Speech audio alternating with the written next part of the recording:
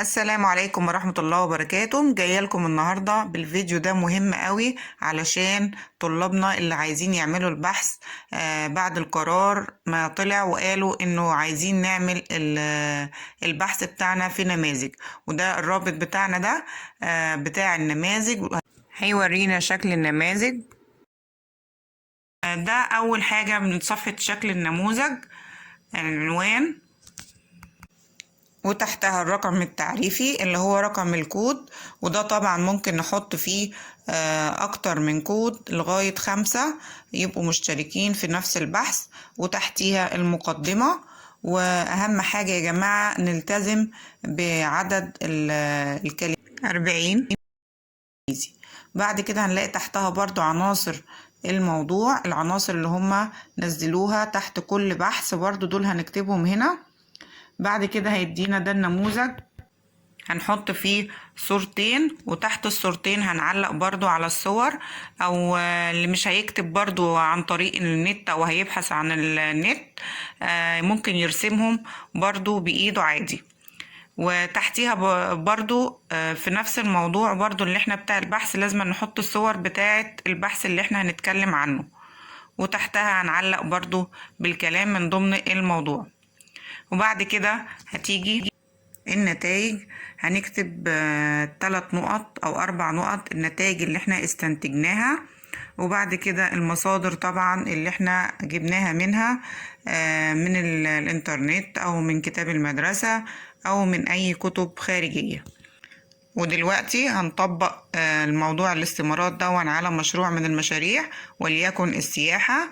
هناخدها دلوقتي جزء جزء، وبرضه هوريكم ازاي هنكتب في كل استمارة من الاستمارات. واهم حاجة يا جماعة زي ما قلت لكم نلتزم بال400 كلمة وال500 كلمة، اللي 500 كلمة عربي وال15 وال30 كلمة انجليزي. وهنكتب برضو معانا البحث كده واحدة واحدة وخطوة خطوة. بالنسبة لموضوع السياحة هنجيب كتاب العربي الترم الأولاني وهنلاقي فيه الدرس السياحة في مصر. ده هنلاقي فيه معلومات قيمة وجمل كتيرة هنستفاد منها في موضوع البحث. وده عنوان الموضوع. أهم حاجة لما نيجي نكتب الموضوع ما نكتبش السياحة بس، لا، ممكن نكتب السياحة في مصر، ممكن نكتب مصر تجذب السياح، نكتب عنوان مميز وطبعا الرقم التعريفي. بعد كده في المقدمة هنجيب برضو من الكتاب، مثلا هنكتب بلدنا مصر من أهم الدول السياحية في العالم، يأتي إليها أفواجا من السياح من جميع أنحاء العالم.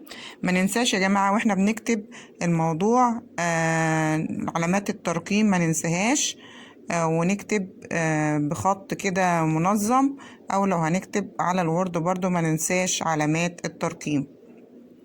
الأغراض متعددة، فلا بد أن نحسن معاملة السياح حتى نرسم صورة جميلة لمصر، وحتى يكرروا هذه الزيارة مرة أخرى، لأنه عندما تأتي السائحين بكثرة إلى مصر يزداد الدخل القومي ويرتفع اقتصاد بلدنا. هنا في المقدمة دي من 40 كلمة ل50 كلمة. ومهم برضو زي ما قلت لكم نوعوا في المقدمة، ما تكتبوش كل المقدمات زي بعض عشان البحوث ما تبقاش متكررة.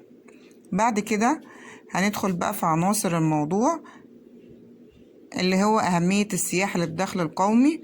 برضو هنجيب برضو من كتاب المدرسة، برضو هناخد النقط اللي هي أهداف الدرس.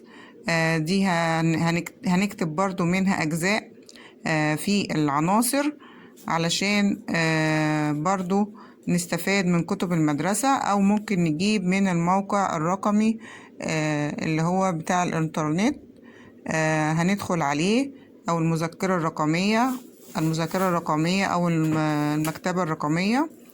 هندخل نكتب هنا في البحث فوق هنا هنختار أهمية السياحة. بعد كده هندخل عليها هيطلع لنا بقى حاجات فيديوهات وصور. الفيديوهات والصور دي طبعا بصفة عامة علشان نحدد ان احنا عايزين الصف الرابع الابتدائي. هيبقى موجود كده في الصفحة على اليمين عمود مكتوب فيه الصفوف، بعد كده هنختار الصف الرابع الابتدائي.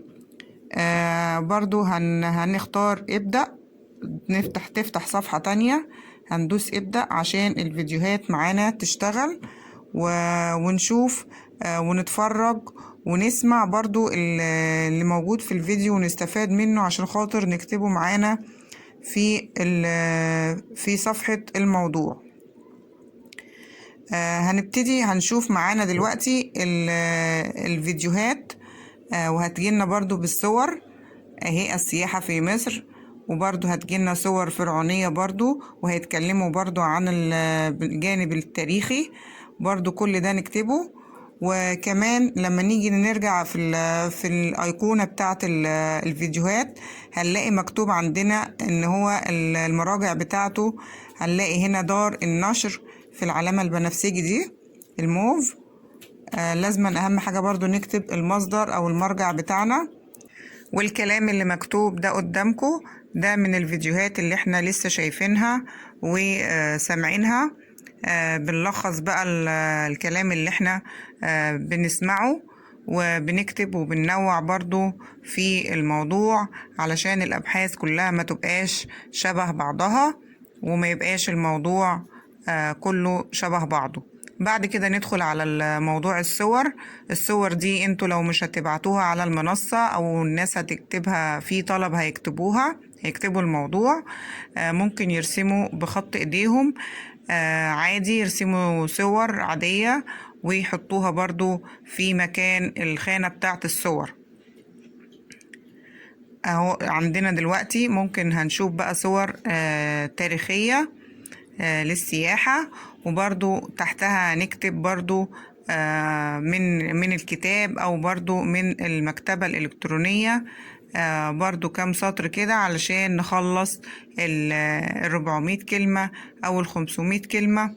اهم حاجة يا جماعة نلتزم بالشروط عشان البحث بتاعنا يتقبل، ويكون برضو في علامات الترقيم ومنظم.